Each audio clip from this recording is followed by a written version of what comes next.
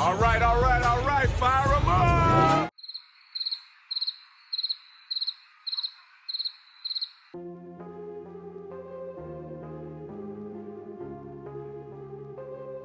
What's up and welcome back to the channel. Furiously Collecting here, back for another Fast and Furious die-cast video.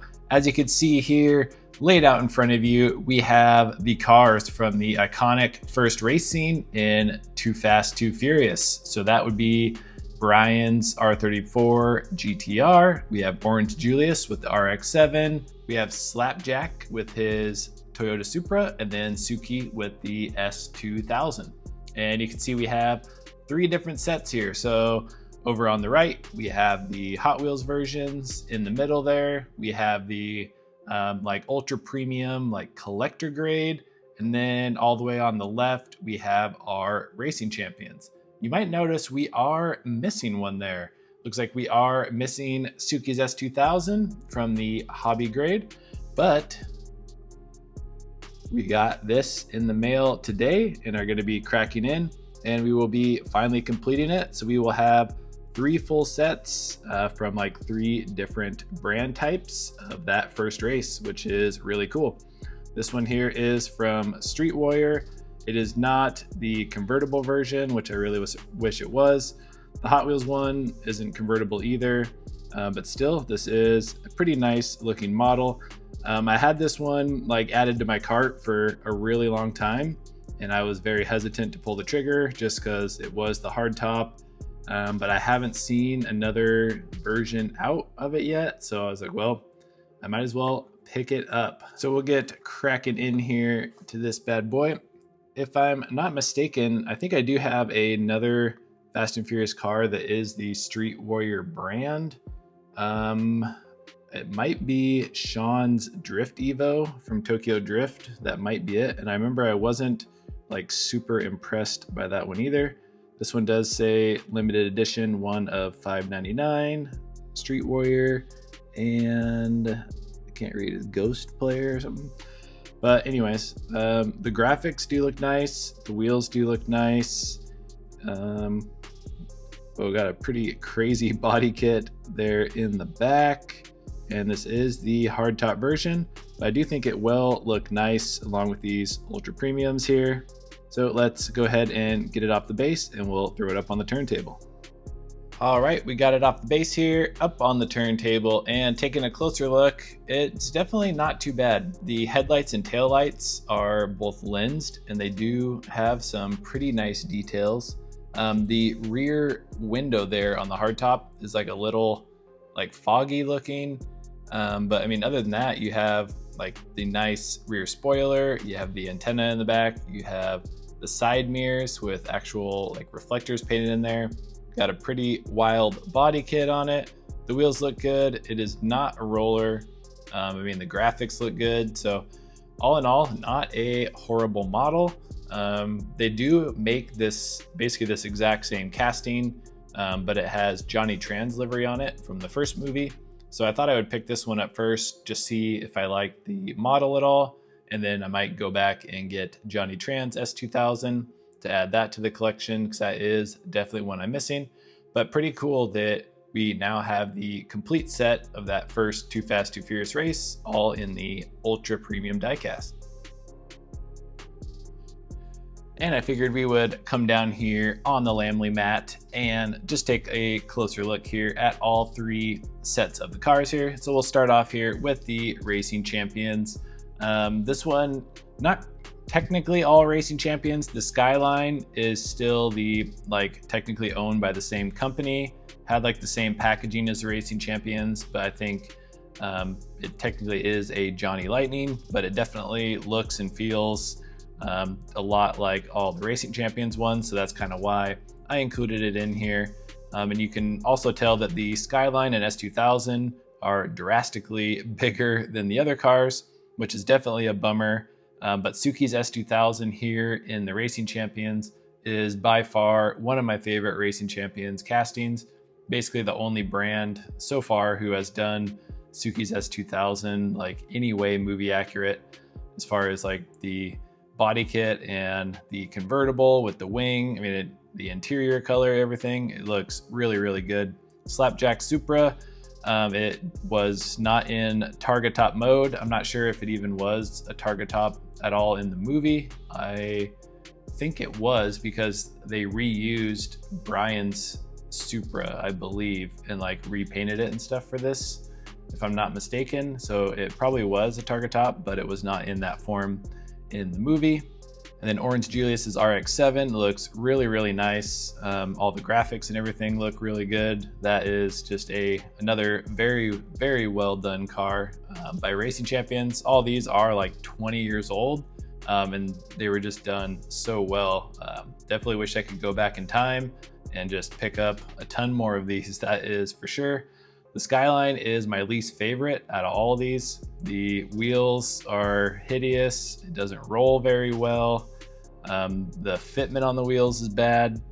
I guess actually it's just basically just the wheels that really kind of get me on this one. So maybe just a little wheel swap would fix it, but I don't think I'm going to be drilling into that one anytime soon. I think these are, I really adore these pieces in my collection, and I'm not going to go start drilling them all up. But this Racing Champions set for this Too Fast Too Furious race is definitely high up on my list. Next up here, we have the group of Ultra Premiums, which just by the name there, you can definitely tell these bad boys have some pretty sweet details. I think only one of these rolls, I think the R34, yeah, it does technically roll. Not super great. Definitely not gonna be sending it down a track or anything. But that one is, it is really good. So the R34 is Time Micro, does have the opening hood. Slapjack Supra is also Time Micro, no moving parts on that one. And then Orange Julius's RX-7, we opened that one up actually fairly recently. That one is a mini station. And then you just saw the Street Warrior for Suki's S2000. These definitely look really, really good lined up next to each other. They are definitely not movie replicas, but more like movie tribute cars, as I kind of like to say. But it does look really cool having all of these just with all the super high details all together. So I know there is, a little controversy with these, because most of these are not like licensed models, whether it's through the automotive manufacturer or through like Universal and the Fast and Furious licensing.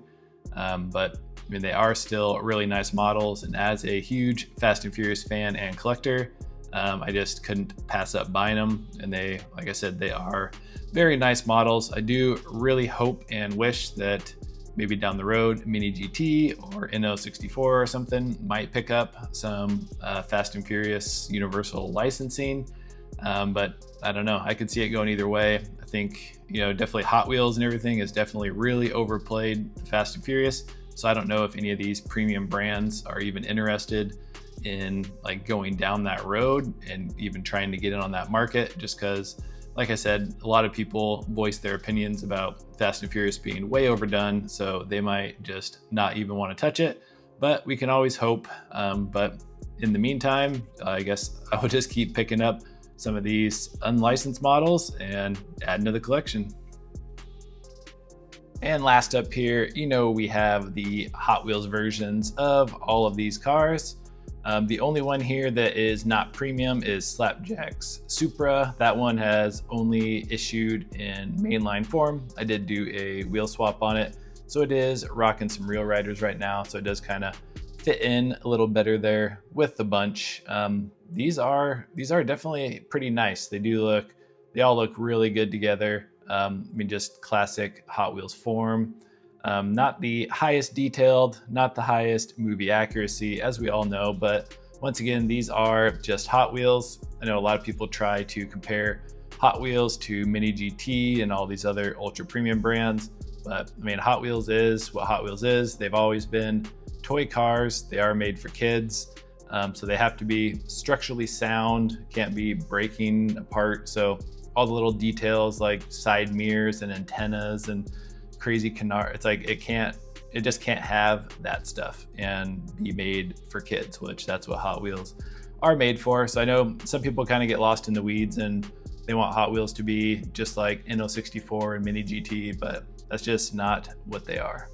I also included the 2 NFT versions there in the background. We have Suki's S2000 and then the newest release of Brian's R34. That one with the reverse livery, which I still like really dig. Man, I honestly wish it was that way for the movie. I think, man, just looks really good. I think it makes the stripes like a little less obnoxious. I think the blue stripes on the silver definitely looks like that 2000s tuner vibe. The blue with the silver stripes, it just looks a little more tame in my opinion. But the Hot Wheels version of all these cars is very nice, and I'm glad Hot Wheels has released all of these. There are some other movie scenes that Hot Wheels still does not have all the cars for, like the Heist Civics from the first movie, which is like, I just can't believe they haven't done that yet. And then also just the first street race. So we are missing Ja Rule's Integra, and then is it one of the Tran brothers, but his Honda Civic. So definitely would be nice if Hot Wheels would make some cars and get us some other cars from those other really iconic movie scenes. All right, well, I hope you enjoyed this video. I figured instead of just unboxing that car on its own, doing a boring video, I might as well bring out all of these cars from that iconic race. It's just cool that we do have 3 full sets from like 3 different brands, basically 3 different eras, like racing champions from 20 years ago. The Hot Wheels are, you know, anywhere from like 5 years ago up to maybe just a couple years ago. And then all of the ultra premiums are like very recent. So it's cool to see all these cars together, all from different decades here of manufacturing, and just contrasting, comparing, and just enjoying these cars. But thank you all so much for stopping by watching. Please be sure to like, comment, and subscribe, and we'll catch you on the next video. Peace.